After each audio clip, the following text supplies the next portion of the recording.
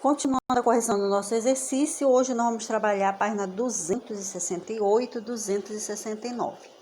Então vamos lá, fazendo aquele rápido resumo, né, sobre calor e temperatura, como você observa aí na página do seu livro, tá? Então ele diz assim, vamos falar primeiramente de calor e temperatura.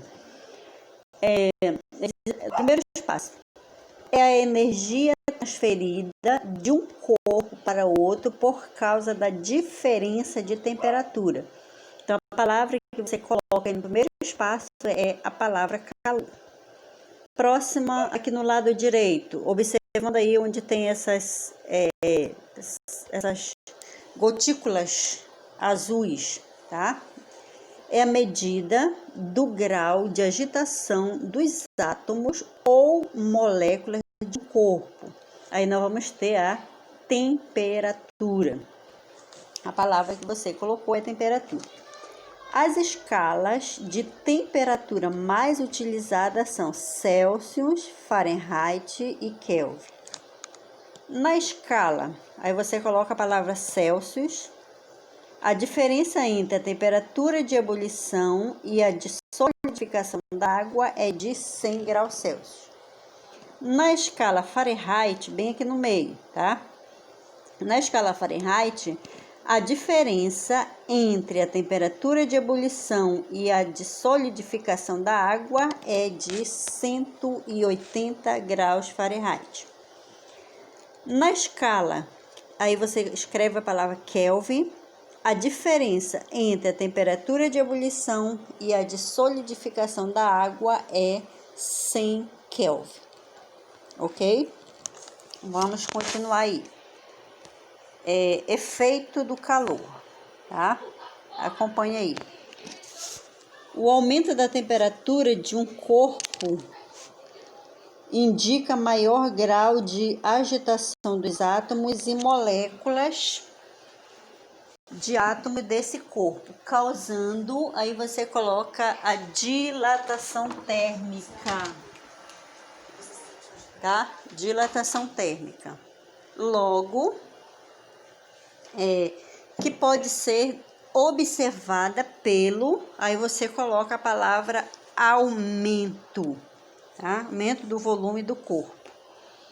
A diminuição da temperatura de um corpo indica menor grau de agitação dos átomos e moléculas desse corpo, causando uma concentração térmica que pode ser observada pela diminuição do volume do corpo, tá? Então, aí a gente completou a página 268.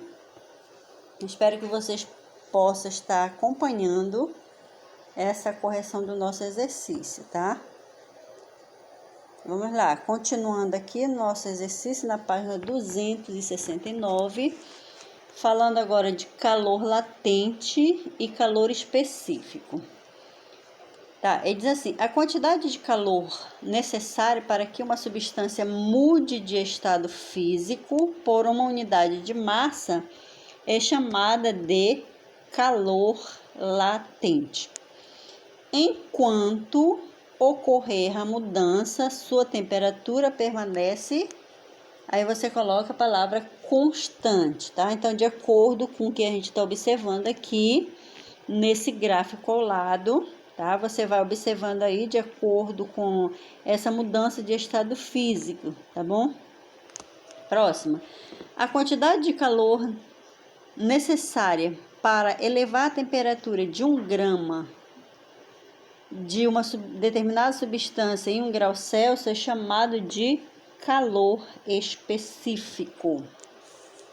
Continuando, vamos lá. Transferência de calor. Na transferência de calor aí você coloca a palavra condução térmica, átomos e moléculas do corpo com maior agitação transfere parte dessa energia térmica diretamente para os átomos e moléculas próximas, ok?